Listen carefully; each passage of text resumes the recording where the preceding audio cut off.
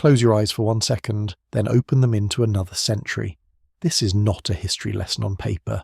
This is a world you're about to step inside. With the help of AI, we're peeling back time, rebuilding medieval England piece by piece, its streets, its homes, its people, and the daily realities no painting ever captured.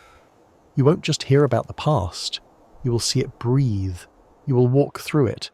You will smell it, feel it, and understand it in a way textbooks never allowed. In this world, clean does not mean soap and water. It means fear, superstition, and survival. A hot bath isn't relaxing, it's dangerous. Warm water is believed to open the body to death itself. Dirt is not shameful, it is protection. Forget clean bathrooms, running water, and the comfort of feeling truly washed. Now imagine a world where being clean doesn't mean smelling good.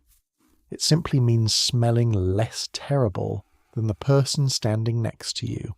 A world where dried herbs, heavy perfumes and spicy oils are not luxuries but survival tools. This is medieval England, where a hot bath isn't relaxing, it's terrifying.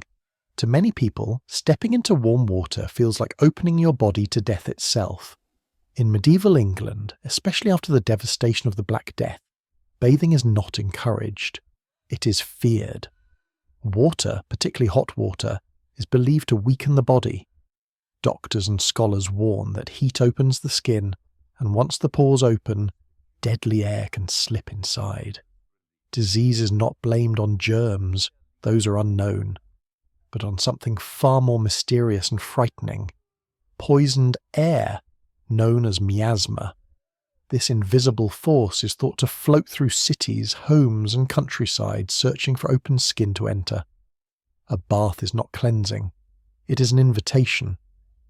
On a freezing English morning in the 14th century, there is no steam rising from a tub, no splash of water echoing through a bathroom. The day begins quietly, stiffly, with cold air biting exposed skin. In a cramped London house or a draughty stone manor in Yorkshire, nobody thinks about soaking their body in water. The idea feels strange, risky, even foolish. Instead, people rely on what they call a dry wash.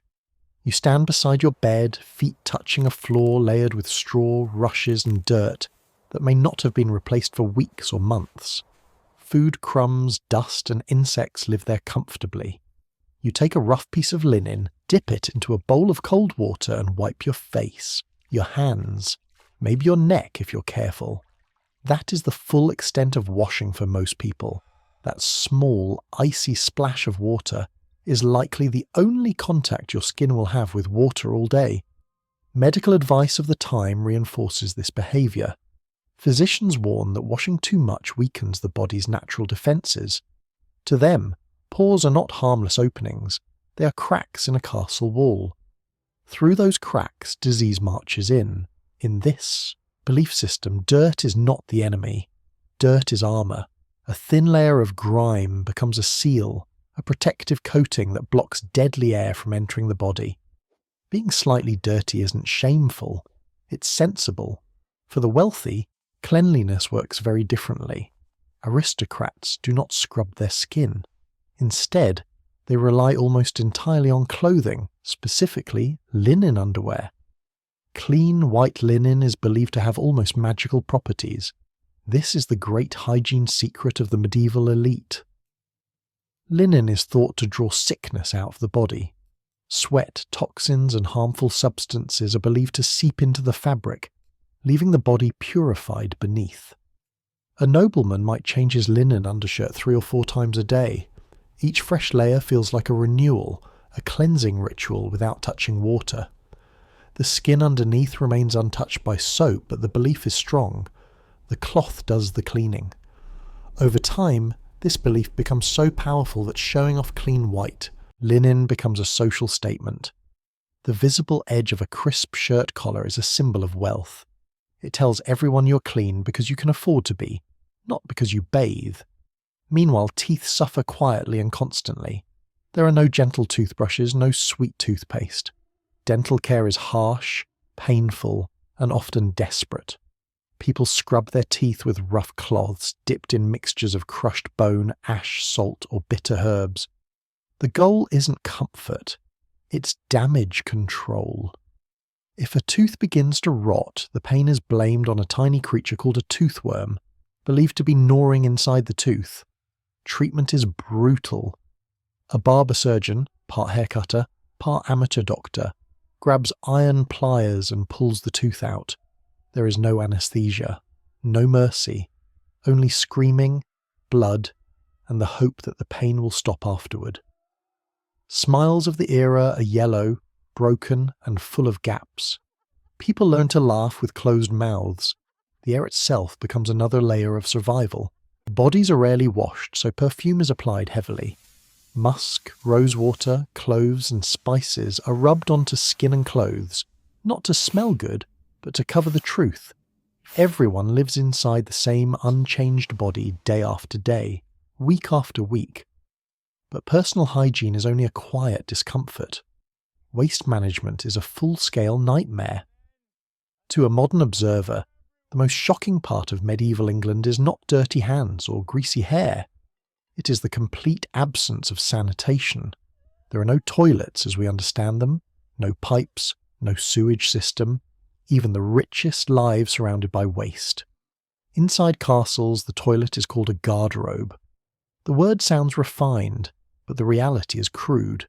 It is a stone seat with a hole built into the outer wall. Everything falls straight down into a pit or moat below. Nothing is washed away. Gravity is the only system in place. In summer, the smell rising from these pits is overwhelming. It burns the nose and eyes, and yet medieval people turn this horror into a tool. Expensive clothes are hung inside the garderobe. The strong ammonia fumes rising from the waste kill fleas, lice, and moths. The toilet becomes a fumigation chamber. Luxury fabrics are preserved by human filth. Outside the castle walls, life is even worse. Ordinary people use shared latrines or wooden buckets. These buckets are dumped into backyard pits or straight into the street. Cities like London are crowded, narrow, and choking. Waste piles up faster than it can be removed. To prevent total collapse, a hidden workforce does the most dangerous job in society. These men are called gong farmers. They work only at night, ordered by law to stay unseen. Their task is horrifying. They climb down into cesspits, sometimes standing waist-deep in human waste, shoveling it out by hand. Many die doing this work. Toxic gases collect inside the pits. One breath can kill a man instantly, suffocated by the filth he is trying to remove. Above ground, street cleaners fight a losing battle. Laws demand cleanliness, but few obey. Pigs roam freely through towns, eating scraps thrown from windows. They reduce food waste, but add more filth in return. The smell of a medieval city becomes legendary. Travellers describe it as a physical force. Rotting straw, animal droppings, human waste, sharp chemical fumes from leather tanners using urine and feces in open vats. You don't just walk through the city, you inhale it. And then there is the question everyone asks. Without toilet paper, what do they use? The answer is uncomfortable. The rich may use wool or scraps of cloth. Everyone else uses nature, moss, leaves, straw, hay. It is rough, unreliable, and often causes irritation and infection. Without proper cleaning, disease spreads endlessly. Hands are dirty. Wiping is ineffective. Intestinal parasites become a normal part of life. Worms live inside almost everyone. Peasants, craftsmen, priests, even nobles. These silent passengers steal energy in a world where food is already scarce. Yet somehow, people survive. Their immune systems are incredibly strong, forged by constant exposure. They fight back with herbs, vinegar, alcohol, and practical knowledge passed down through generations. They are not careless, they are limited. So when we look back at medieval England, we should not see stupidity or laziness. We should see endurance, ingenuity, determination. The history of hygiene is not a story of filth. It is a story of survival. Cleanliness was not ignored. It was a luxury earned through relentless effort in a world fighting its own biology every single day.